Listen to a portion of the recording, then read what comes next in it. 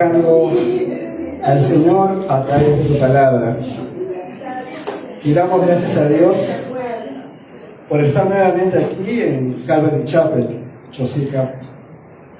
Queremos agradecer a Dios que nos da días bonitos, días hermosos, donde podemos venir con un poco de calor quizás, pero estamos en la casa del Señor y eso nos llena de alegría. Tenemos la oportunidad de poder entrar en la palabra de Dios y ver las cosas que realmente nos dice el Señor, que quiere que lleguen a nuestro corazón y que puedan poco a poco transformar tu corazón y tu vida como se transforma la mía y de todos nosotros, los que hemos conocido al Señor Jesús y lo hemos recibido alguna vez en nuestra vida.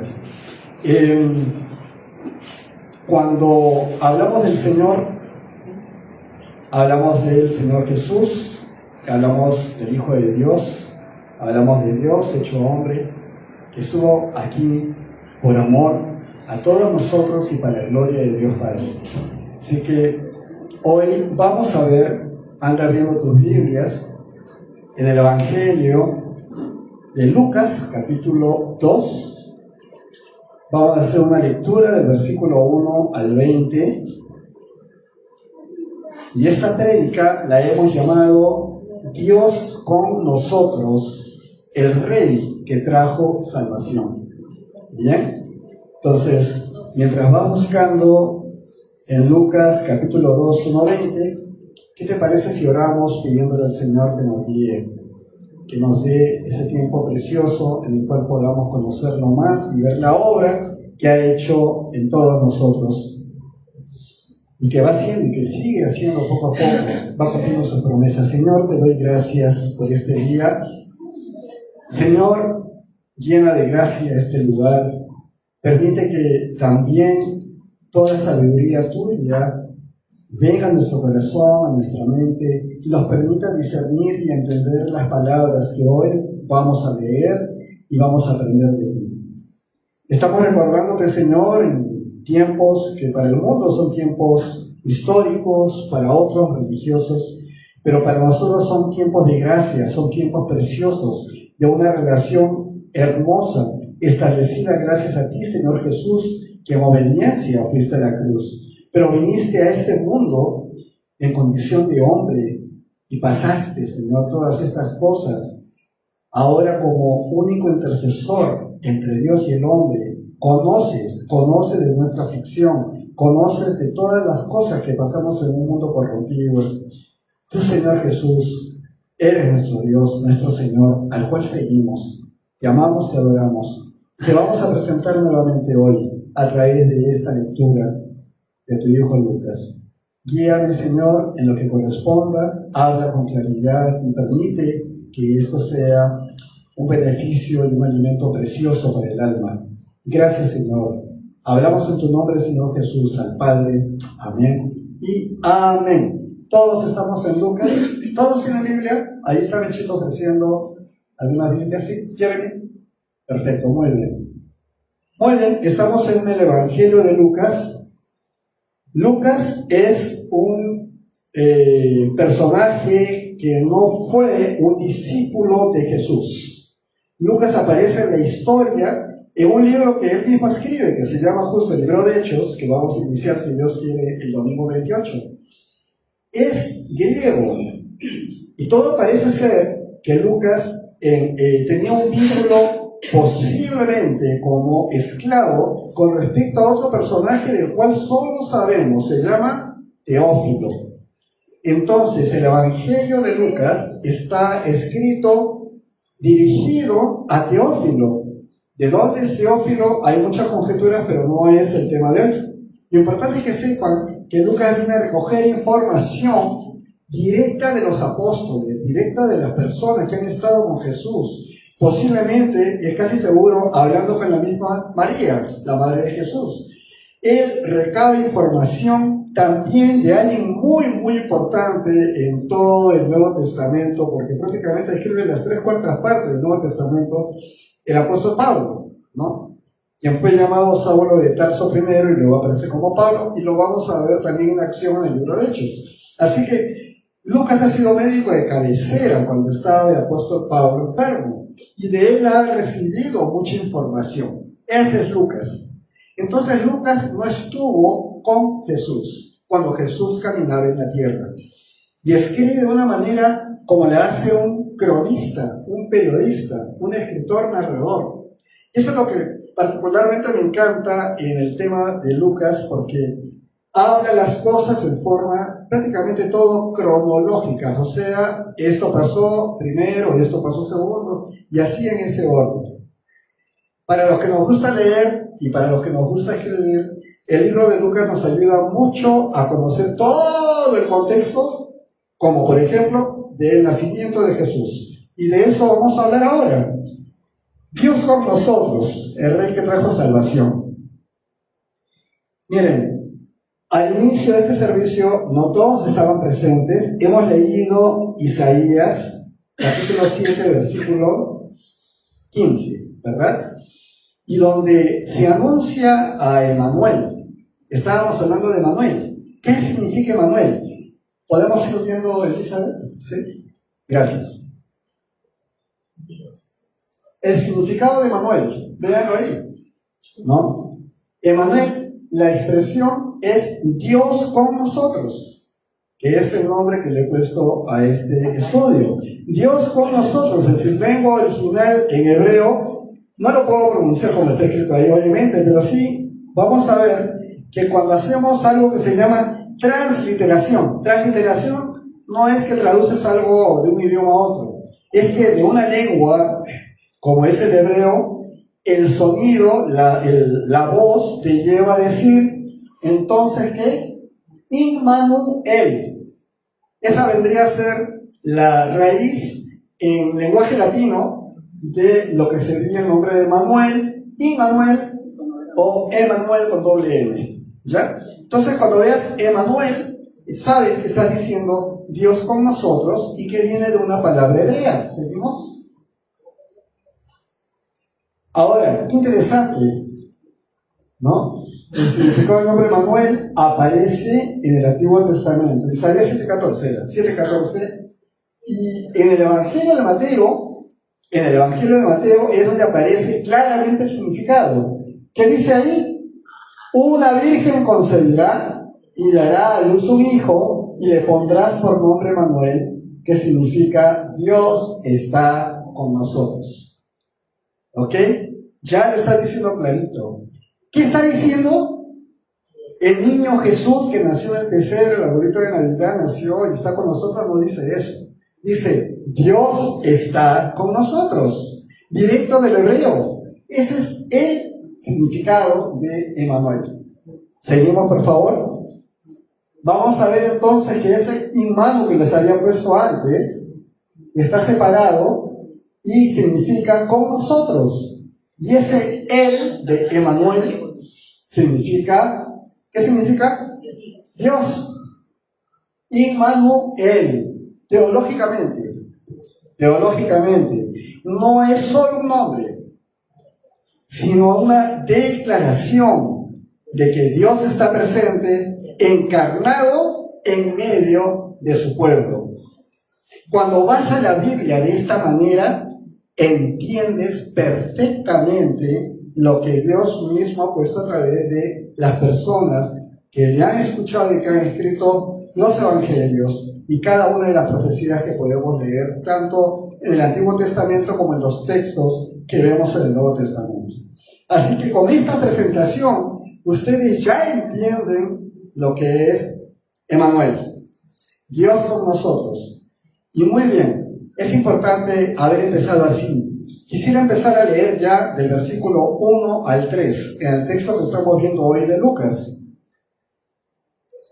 Vamos a ver ahora del verso 1 al 3. Se los voy a leer, me siguen en sus Biblias, por favor. Por esos días, Augusto César promulgó un edicto en el que ordenaba levantar un censo de todo el mundo. Este primer censo se llevó a cabo cuando Quirino era gobernador de Siria, por lo que todos debían ir a su propio pueblo para inscribirse. Ya, solamente para darles el alcance, cuando un emperador, un rey, de pronto ordena un censo, no tiene otro objetivo más que cobrar impuestos al pueblo. Antes eran 500.000, ahora son 530.000, ya hay 30.000 personas más que pueden pagar impuestos al reino. Para eso eran los censos. Entonces, esta persona que aparece aquí, Augusto César, en realidad su nombre era Octavio. Vino a ser, si alguna vez escucharon hablar de Julio César, un gran personaje de la República de Roma, pues cuando muere asesinado, él tiene a un sobrino llamado Octavio, al cual lo tenía como hijo. Este Octavio es el que pasa a ser el emperador. Pero en el tiempo, Octavio crece y de pronto lo que era la República de Roma se convierte en un imperio. Y de pronto el que dirige el imperio ya no es solamente el emperador, ahora es un dios sobre la tierra. Así se hace llamar. El divino Augusto César ya no es Octavio, es el primer emperador de Roma. Y antes de él, Roma era una república, como lo dije antes, no es un imperio ahora. Así que Augusto, ese nombre, miren, ¿por qué se lo voy a decir? Se lo voy a explicar. ¿Qué significa?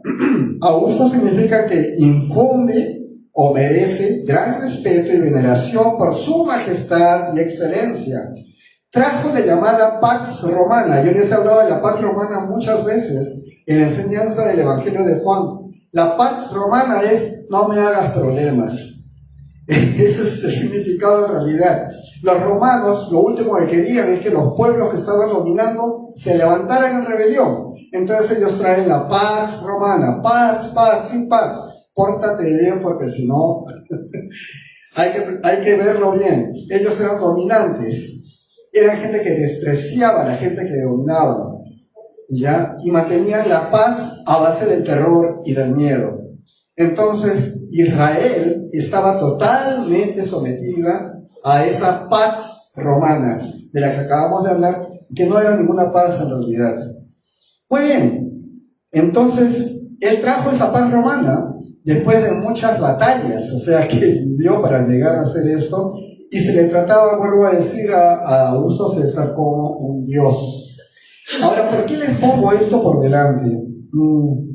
Es interesante que en el tiempo de Augusto César, cuando ya tienen 70 años gobernando, entre otras cosas, Israel, los romanos, nace el verdadero rey. Nace el verdadero Dios en la tierra. Cuando está el hombre haciéndose llamar Dios, nace el verdadero y no nace en una cuna como la que seguramente tenía Augusto César. Vamos a leer lo que dice el versículo 4 y 5.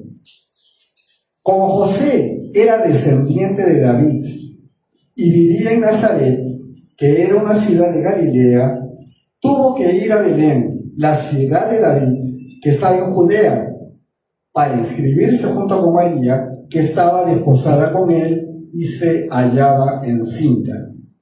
Muy bien, está yendo de Nazaret, el pueblo donde vivían José, María, sus familias, están yendo a Belén por causa del censo que está dictando Augusto César. ¿Ok? Entonces, todos tenían que ir al lugar de origen de su línea familiar. Y en este caso José era del linaje o de la línea familiar del rey David, que nació en Belén. Ahora, hasta ahí todo parece ok. Y por eso es que no nace en Nazaret Jesús. Por eso es que nace en Belén. Pero miren algo interesante. 800 años antes que nazca Jesús, existe un profeta llamado Miqueas. Y en Miqueas, en capítulo 5, versículo 2, por favor, Elizabeth. Capítulo 5, versículo 2, dice: tú, ¿qué dice? Belén Efrata, así le llaman a la ciudad de Belén. Eres pequeña para estar entre las familias de Judá, la región de Judá, pero de ti me saldrá el que será Señor en Israel. Sus orígenes se remontan al principio mismo, a los días de la eternidad. A ver si entienden. Todos los que hemos seguido el Evangelio de Juan a través de este año y más de un año y medio, varias veces han escuchado lo que dice Juan 1:1. En el principio, Bereshit, palabra hebrea, ¿recuerdan? Ok, acá está hablando también del principio. En el Génesis, se remontan al principio mismo, al Bereshit, los orígenes de ese rey que va a estar en Israel. 8 siglos antes del nacimiento de Jesús lo anuncian naciendo ¿en dónde? En Belén. Pero entonces pónganse a pensar, ¿era para que naciera en Belén? No, debía haber nacido en Nazaret. Dios está obrando y puede mover el panorama político, puede mover el panorama geopolítico mundial para cumplir sus propósitos. De pronto el emperador pone un censo. De pronto el ángel anunció a María que iba a tener un hijo y ella no había conocido hombre. De pronto viene toda esta historia previa y ahora está encinta, pero tiene que ir al censo. Sale de su ciudad natal y se cumple la profecía llevando a Jesús a nacer ¿en dónde? En Belén. Como dijo Dios a través del profeta Miqueas 8 siglos antes. Ahora, cuando Jesús nace en Belén, bueno, pasan muchas cosas, algunas vamos a ver hoy día, pero luego vuelven a vivir en Nazaret, ¿verdad? ¿Y qué es lo que hacen las personas que van a vivir y que van a ver creciendo a Jesús y después lo van a ver ya como un rabí, como un maestro y va a volver a Nazaret? Cuando lo ven, todas estas cosas de las que vamos a hablar hoy pareciera que comienzan a borrarse y de pronto miren lo que dice en Mateo, el capítulo 13 del 55 al 56. ¿Acaso no es este el hijo del carpintero? Dicen, ¿no se llama su madre María y sus hermanos son Jacobo, José, Simón y Judas? ¿No están todas sus hermanas con nosotros? ¿De dónde pues le viene todo esto? A esa capacidad, a esa presencia de Jesús enseñando con esa autoridad, ellos comienzan a hablar, bla, bla, bla, murmuran sobre Jesús. Pero tengo que decirles algo. Israel no era una ciudad pequeña, pero las voces y las noticias corrían en toda la ciudad. La historia del nacimiento, por ejemplo, de Juan el Bautista, fue todo un evento que corrió por las montañas. Estuvo llena de eventos muy importantes y sobrenaturales, más aún la de Jesús, el Hijo de Dios. Comienza a ser un vox populi, la manera que ha nacido el rey, y también hay todo un movimiento, tanto que va a haber reacciones de parte del rey de Israel, que va a querer matarlo, y muchas cosas que van a pasar. Y toda esa historia, ¿ya la olvidaron? ¿No saben quién es Jesús ya a los 30 años enseñando delante de ellos? Es difícil de pensar eso. Entonces, oye, pero este no es el hijo del carpintero. Ese no es, no conocemos a sus hermanos, es que nos habla así. Es una tendencia humana el despreciar a las personas y de pronto tener las cosas más obvias delante de ti, pero más importante es lo que tú ves, lo que tú crees y lo que quieres dejar y bajar, ¿no? Ok, alguien me parece que está allá. Perfecto. Entonces, vemos que en esos tiempos también eran igual. Vamos a leer el versículo 6 al 7 para continuar hablando de estas cosas. Como les dije antes, el creador del universo va a nacer sobre un comedero de animales. Va a nacer en un pesebre, en un establo. Dice el versículo 6, y mientras ellos se encontraban allí, se cumplió el tiempo de que ella diera a luz, María, ¿verdad? Y allí tuvo a su hijo primogénito, y lo envolvió en pañales, y lo acostó en un pesebre, porque no había lugar para ellos en ese albergue. Toda la gente estaba yendo a sus ciudades por el tema del censo, una obligación impuesta por Roma, y ahí están ellos llegando con María encinta, y de pronto, pensando que se van a hospedar en un lugar, que van a estar en un espacio y no lo encuentran. Entonces, ¿dónde terminan? En un establo. Ahí donde te aseguro que tú no irías a dormir una sola noche. Porque si te pones a pensar, si conoces de pronto o lo has criado animales de campo, pues el olor es una cosa. Bueno, yo me quedaría con el olor, pero los bichos que vienen junto con el olor, los insectos, bueno, las garrapatas y todo lo demás, ¿no? Los piques. ¿Alguna vez han pisado el césped y les ha metido un pique en el talón, en la planta del pie? A mí sí. Viniendo a Bocachacra de campamento a los 11 años. Se lo cogieron las zapatillas y tuve que quitarme las zapatillas y no había cuando secaran las zapatillas, empezando justo el campamento con el salón, con mi colegio. Y total, ya una semana y media después empecé a sentir dolor en el pie y una cantidad de tiempo después me di cuenta que mi pie tenía una cosa horrible en la planta. Cuando salió eso me di cuenta que había un bicho adentro. Sí. Entonces sí sé, esas cosas están en un establo, esas cosas están en una zona rural, son parte de la parte natural. Y el Hijo de Dios nació encima de eso. Entonces, no era cualquier cosa. Quisiera que vayamos, Elizabeth, a Filipenses 2, del 6 al 7, por favor. La carta a la iglesia de Filipos, a los filipenses, escrita por Pablo, dice lo siguiente: quien siendo en forma de Dios, no estimó el ser igual a Dios como a cosa a que aferrarse, ¿no? Ok, ya nací aquí, pero yo soy el Hijo de Dios. No hizo eso. Versículo 7 dice, sino que se despojó a sí mismo y tomó forma de siervo y se hizo semejante a los hombres. Lo dice la palabra de Dios. Siendo en forma de Dios, no estimó el ser igual a Dios como cosa que aferrarse.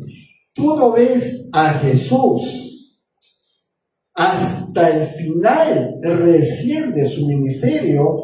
Él empieza a manifestar su condición divina, pero él ha renunciado a ella en obediencia al Padre para hacer la obra que el Padre le encomendó. Está en forma de siervo, está en forma humana, con las aflicciones propias de un hombre. Y así él lo acepta, lo que no quitó en absoluto la divinidad. Otra cosa, todos los milagros que puedes tú conocer, si has leído toda la Biblia, vas a ver la cantidad de milagros que hizo Jesús. En el Espíritu Santo, siendo hombre, ser humano, él actúa con la dirección de Dios Padre, lleno del Espíritu Santo, y se dan milagros. Pero él está como hombre, como tú y como yo. Y esa era la forma, la condición en que Dios pone a su Hijo para que se lleve adelante toda esta obra y nosotros creamos en Él y creamos que Él vino de Dios. Eso es lo que hace. Entonces Jesús no se pone como Dios, pero sí en más de un momento van a ver ustedes, como lo hemos leído, que dice mi Padre que está en los cielos. Muy bien. Y se lo dice a aquellos que conocen las Escrituras y que lo pueden identificar. Otro versículo más, Gálatas 4:4, a la iglesia de Galacia, a los Gálatas les escribe Pablo también. Dice el versículo 4, pero cuando se cumplió el tiempo señalado, Dios envió a su Hijo, que nació de una mujer y sujeto a la ley. Interesante, no vino a actuar como Dios en la tierra, vino a actuar como hombre dirigido por Dios en la tierra. Y quiero decirles esto: sujeto a la ley significa de acuerdo a lo que las leyes que se adquirieron, en este caso sujeto a la ley de Dios en Israel, pero sujeto a las condiciones humanas, sujeto a las condiciones de la tierra, a nuestra historia. A eso estaba sujeto. Entonces no había ninguna pretensión de él demostrarse como Dios, sino como hombre. Seguimos leyendo, versículo 8. vamos a ver cómo la gloria de Dios ahora se va a manifestar en personajes impensables. Que Dios, ¿por qué tendría que hacer esto así? La gloria de Dios se envuelve a unos pastores. Vamos a ver esto del versículo 8 al 9. En esa misma región había pastores que pasaban la noche en el campo cuidando a sus rebaños. Allí un ángel del Señor se les apareció y el resplandor de la gloria del Señor los envolvió. Ellos se llenaron de temor. Pónganse por favor un ratito en no los zapatos, en las sandalias de estos pastores que están velando, están en la noche cuidando a su rebaño, están cuidando lo de los lobos, y cuando en esto un ángel aparece delante de ellos, y algo como una gran nube, muchas veces se habla de humo, una nube, tratando de describir lo que es la gloria de Dios, los envuelve. Bueno, dice que los llenaron de temor, ellos se llenaron de temor. Si hubiera sido yo ahí, a lo mejor no solamente me llenaba de temor, no estaría sabiendo qué pasó porque hubiera salido corriendo, asustado, hubiera salido corriendo y después mis compañeros, ¡ay, te la perdiste! Posiblemente, ¿cómo habrá sido eso? Impactante. Pero miren lo que sucede a continuación, versículos 10 y 12. Hay unas buenas noticias a los pastores. Dice, pero el ángel les dijo, no teman, que les traigo una buena noticia, que será para todo el pueblo motivo de mucha alegría. 11. Hoy en la ciudad de David les ha nacido un Salvador, que es Cristo el Señor. 12 dice, esto les servirá de señal. Hallarán al niño envuelto en pañales y acostado en un pesebre. Qué emocionante, de verdad, para un grupo de personas, pastores sencillos, olvidados en las montañas, junto con su rebaño, que el ángel que viene a darle la noticia les sale de algo que ellos ya saben y conocen. Están todos esperando durante siglos que venga el Mesías. Eso es en hebreo, el Cristo en griego. Y les está diciendo que ya nació. Lo que están esperando todos es que este Salvador, este Cristo, los libere de Roma, los libere de todos los que son los que dominan a Israel, y ellos vuelvan a ser el pueblo de Israel que domina el mundo, como alguna vez lo fue cuando estuvo David y después su hijo Salomón. No, ellos quieren volver a ser esa nación y piensan que el Mesías va a venir a ponerlos en ese lugar. Sí, eso va a ocurrir, pero todavía no. En ese momento lo que está viniendo es alguien que va a salvarlos de la condenación eterna. Va a salvarnos de la perdición. Pero lo importante es la alegría y la buena noticia que el ángel está transmitiendo, algo que ellos pueden entender. Es un Salvador y es Cristo. Ellos sí conocen lo que es el Cristo, el Mesías, el Señor. En Hebreos, en el Nuevo Testamento, él dice, en Hebreos, capítulo 1, versículos 2 y 3, hay unas líneas muy interesantes, ya que se escribe en este mensaje de los hebreos en el Nuevo Testamento. Dice, en estos días finales nos ha hablado Dios por medio del Hijo. ¿Por qué? Porque siempre era a través de los profetas. Pero lo que está diciendo acá el autor de Hebreos es que ahora Dios ya no utilizó un profeta. Fue su mismo Hijo por quien Dios habló, a quien constituyó heredero de todo y mediante el cual hizo el universo. ¿De quién está hablando? De Jesús. Lo hizo mediante Él, ¿no? Y dice el versículo 3, Él es el resplandor de la gloria de Dios. Jesús es el resplandor de la gloria de Dios. Es la imagen misma de lo que Dios es. Hago mucho énfasis en esto. Siempre lo he comentado. Las personas suelen poner en duda a la persona de Jesús. Hay algunos más románticos y bíblicos que lo ponen como un gran revolucionario que con sus ideales finalmente fue matado y no reconocen la resurrección ni nada de lo que estamos estudiando aquí. Aquí estamos mostrando a Jesús, el Hijo de Dios, que es Dios, hecho hombre. La palabra de Dios lo sustenta y lo dice con claridad. Es la imagen misma de lo que Dios es. Él es quien sustenta todas las cosas con la palabra de su poder.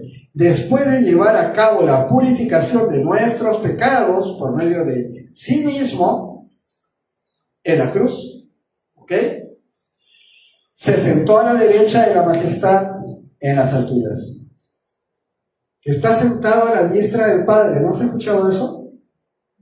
Eso que escuchamos y que pasa volando, lo dice el libro de Hebreos, capítulo 1, versículos 2 al 3, ahí lo dice, que después de haber hecho la obra que el Padre le dio, Dios amó tanto al mundo que dio su único Hijo, para que todo aquel que crea en Él no se pierda, mas tenga vida eterna. Juan 3:16.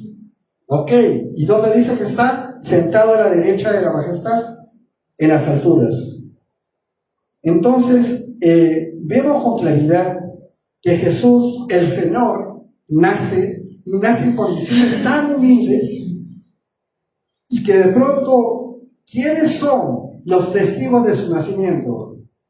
El rey de Israel, el emperador Augusto César, los gobernadores, los centuriones romanos, las autoridades, los escribas, los fariseos, los saduceos. ¿Ellos han venido así todos a testiguar? No. Pastores del cerro de Aquisito a la vuelta. Humildes. Como Jesús, el Hijo de Dios, nace en humildad. ¿Dónde quedamos nosotros con todos nuestros pensamientos, creyéndonos humildes a veces? De verdad. Cuando vemos una cosa así, si Dios lo hizo así, ¿dónde está tu corazón respecto a esto? Estábamos viendo más temprano un devocional que Dios va al contrito, va al humillado, va al quebrantado. Y acá Jesús mismo está naciendo en esa condición, en esos lugares. Y se anuncia desde el cielo a esos pastores. Entonces ahora vamos a ver esa gloria de Dios en las alturas. Versículo 13 y 14 dice: en ese momento apareció junto con el ángel una multitud de las huestes celestiales que alababan a Dios y decían: gloria a Dios en las alturas, paz en la tierra a todos los que gozan de su favor. Ya, si ya te había asustado el ángel apareciendo delante de ti, imagínate ahora que aparezca un cielo cubierto de ángeles cantando todos juntos. Ha sido maravilloso. Ya preparado un poco, sabiendo lo que vas a ver, puede ser que lo puedas disfrutar así, pero en ese momento es impactante. Y nuevamente les digo, ¿a qué público se presenta todo eso? Al más humilde, al más alejado, digamos, de las cuestiones de la ciudad, a los que están haciendo su trabajo en silencio y que a lo mejor nadie conoce, solamente los que viven en la zona. Y a ellos se les manifiesta el Señor de esta manera, con esta forma. Huestes celestiales que alababan al Señor y decían: gloria a Dios en las alturas, paz en la tierra a todos los que gozan de su favor. Gloria a Dios en las alturas, la gloria de Dios en todas las cosas. El mismo profeta Isaías, en el capítulo 43, versículo 7, dice: porque para gloria mía los he creado, los formé y los hice. ¿Para gloria tuya? No, para gloria de Él. Nos creó. Deben ustedes entender que el amor de Dios trasciende cualquier lógica, pensamiento humano. Sus pensamientos no son los nuestros, dice la palabra. Para que entiendas por qué te ama tanto, siendo ustedes y yo así, tienes que entender que somos su creación, porque somos hechura de Dios, creados para buenas obras, que se hicieron de antemano para que andemos en ellas. Le decía un hermano muy querido en un estudio, eso se traduce en griego porque somos poema de Dios, hechos para buenas obras. Ponte a hacer un poema. ¿Dónde tienes que buscar? En tu corazón, en tus sentimientos, en lo más hermoso que tienes, y construyes y haces un poema. Eres un poema de Dios. Tanto que Dios Padre dio a su único Hijo para que vuelvas tú y yo a tener una relación con Él. Lo dio. Poema. Entonces, ahora, esos perdidos, sin nombre, olvidados, pastores en la montaña, son poemas de Dios o fueron poemas de Dios también. No es menos importante que haya sido a ellos que a nosotros o al presidente de la República. Nosotros ponemos los estándares humanos, pero es Dios el que pone su amor para todos, a todos nos amó y nos ama. Así que sucede esto espectacular. Y otra cosa más, vamos a ver qué hacen los pastores con esto. Esas personas totalmente poco populares descienden y van corriendo, van a ver la escena y van a llegar al lugar donde está Jesús.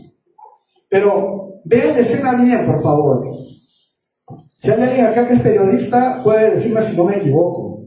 Si la cámara va corriendo con el periodista, estaban los pastores, justo les estaban filmando cómo cuidaban a su oveja, cuando eso apareció el ángel. Y después aparecieron todos estos ángeles. Y después me fui corriendo detrás de ellos con la cámara y vi que llegaban hasta donde dijo el ángel que había nacido Jesús.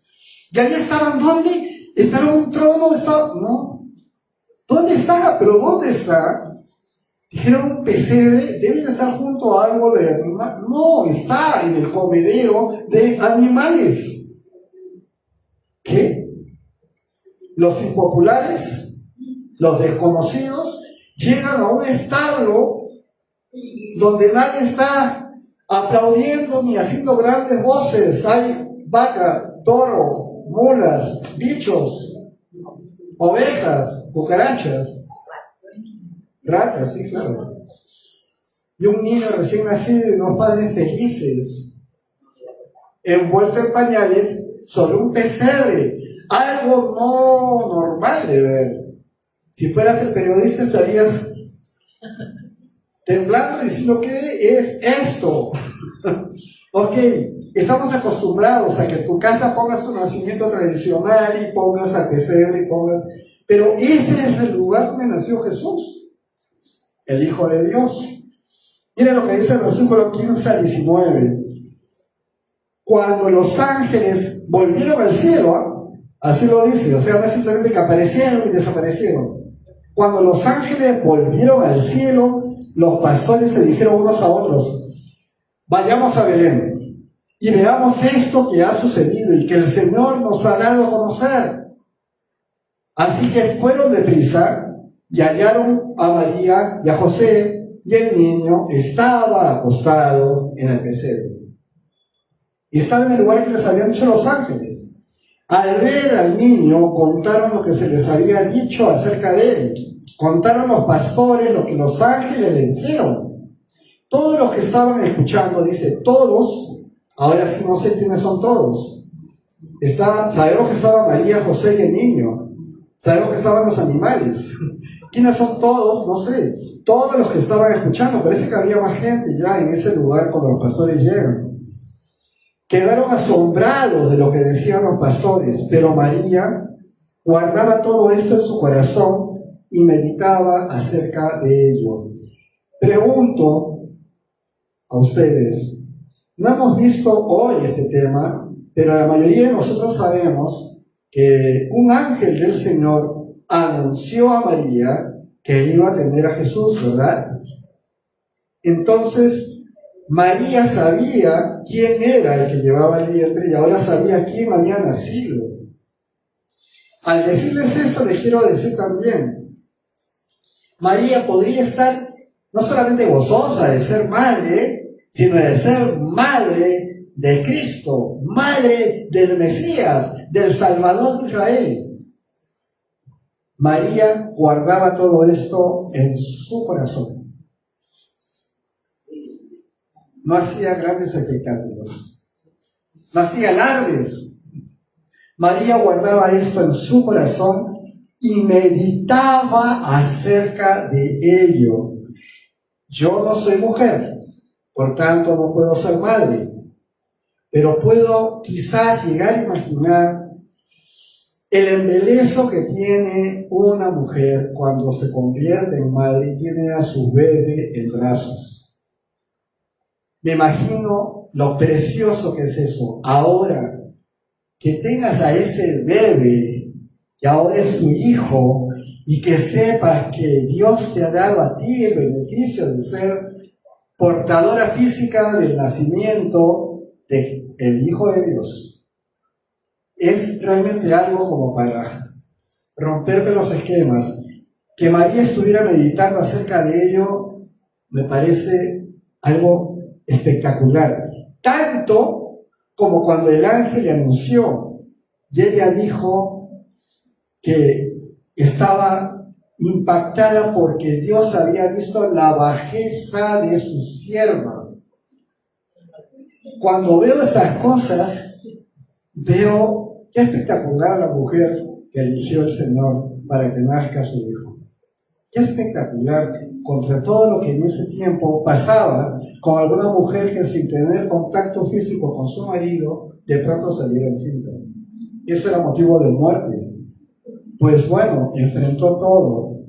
Y entonces, ¿qué es lo que sucede? El último versículo, el 20. Al volver los pastores, iban alabando y glorificando a Dios por todo lo que habían visto y todo lo que habían oído. Pues todo había sucedido tal y como se les había dicho. Entonces les pregunto, ¿cuál es el nombre del periodista que acompañó a todo este grupo de personas que publicó la noticia? Gracias, ese es el nombre del operador. ¿Ya? No, del periodista, no hubo ningún periodista, obviamente no hubo ningún periodista. Pero, ¿cómo supimos de esto? Si fueron pastores y fueron dos padres sencillos, humildes, dando a luz ella en un establo, en un comedero de animales. ¿Cómo la historia llega hasta nosotros así?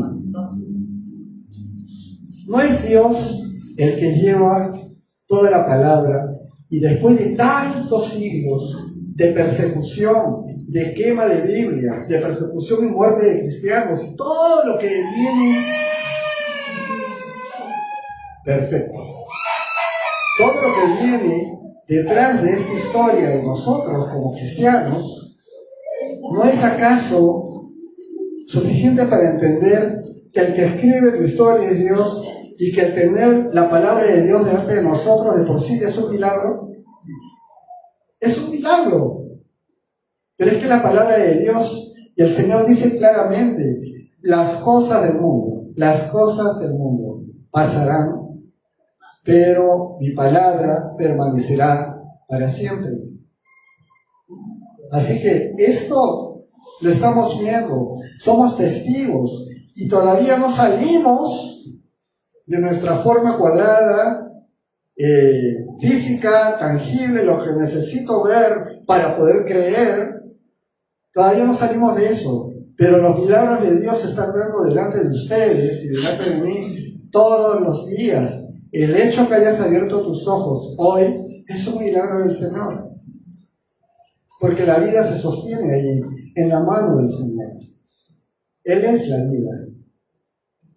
Entiéndelo así, y la historia que tantas veces te han contado se vuelve fascinante, porque vuelvo a decirlo aquí, tú eres parte de esta historia. Tú eres parte de esta historia. Tu nombre ha sido escrito en la mente de Dios desde antes de la fundación del mundo. Es difícil de entender y de creer. A los pastores se le aparecieron ángeles. ¿Qué necesitas que aparezca delante de ti para que creas? ¿Qué necesitas ver? Nada en realidad. Jesús fue muy claro: el que crea en mí tendrá vida eterna. Fue muy claro: el que crea en mí. Así que, ¿qué nos dice Isaías? Nos vamos aquí, Elizabeth. Isaías, capítulo 9, versículos 6 y 7, dice, decía porque se me perdió, dice, permítame un ratito para volver, ya se llega, gracias. Dice así: porque un niño nos ha nacido, un hijo nos ha sido concedido, sobre sus hombros llevará el principado, y su nombre será Consejero Admirable, Dios Fuerte, Padre Eterno y Príncipe de Paz. La extensión de su imperio y la paz en él no tendrán límite. Reinará sobre el trono de David y sobre su reino, y lo afirmará y confirmará en la justicia y el derecho desde ahora y para siempre. Esto lo hará el celo del Señor de los ejércitos. Esto es espectacular. Y nació un comedero de animales. Y fue anunciado a los pastorcitos de la vuelta. Así que entender que todo lo que se mueve en el Señor trabaja sobre la humildad. La humildad es la que nos lleva a salirnos de lo que creemos que es importante en nuestra vida y comenzar a hacerlo delante de Dios, que es pago para nuestra vida. Eso es la humildad.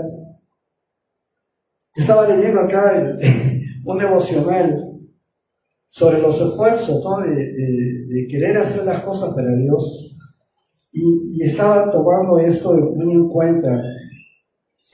Nosotros no podemos hacer nada para Dios.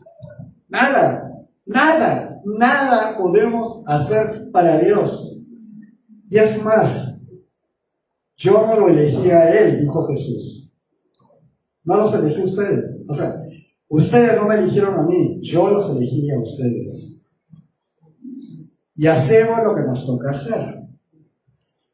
Y de pronto, Pablo es el que dice: siervos inútiles son, ya no recuerdo, perdón, pero la cita es esta: siervos inútiles somos porque hacemos lo que tenemos que hacer. O sea, siervos, estamos listos, ya, muy bien, quítate todo eso. No, pero no necesitas nada. Haz lo que yo te digo que hagas.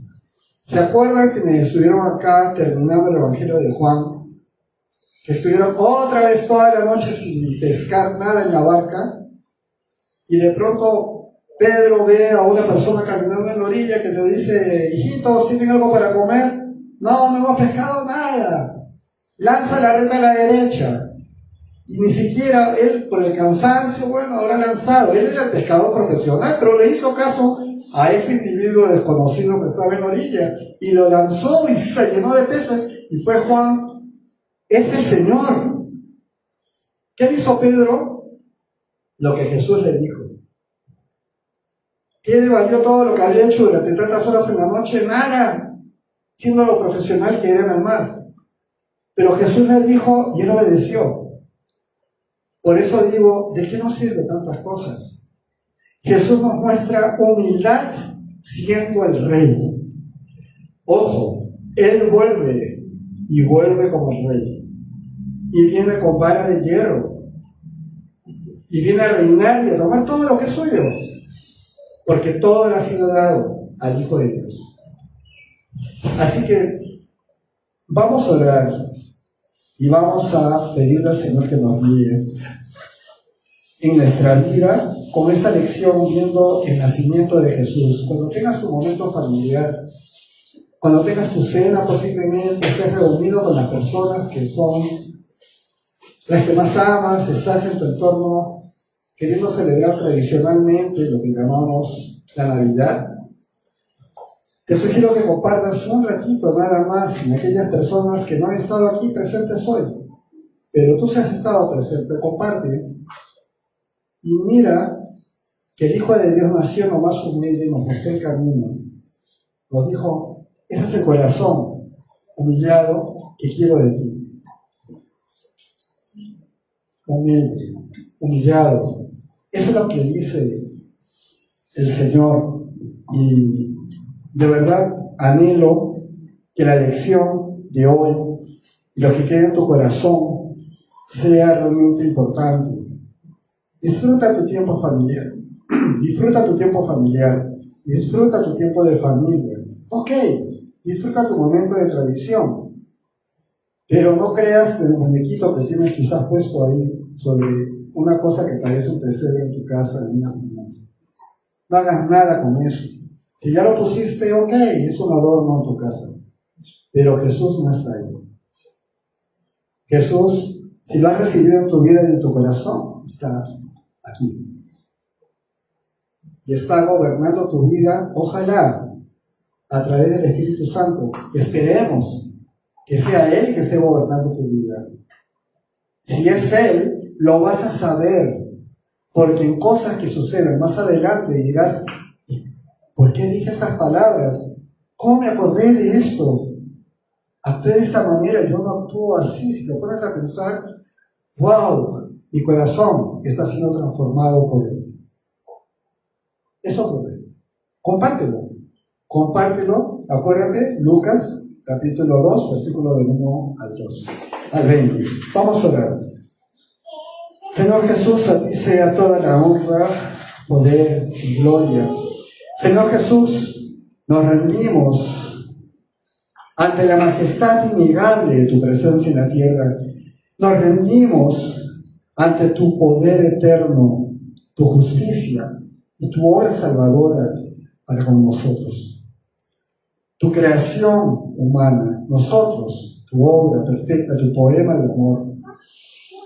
Y aprendemos de ti hoy, Señor Jesús, que no necesitamos buscar triunfos sociales en nuestras vidas y solvencia económica sobre las demás personas, sino la grandeza que nace de la humillación y rendición ante tu solo nombre, que es sobre todo nombre, Señor Jesús.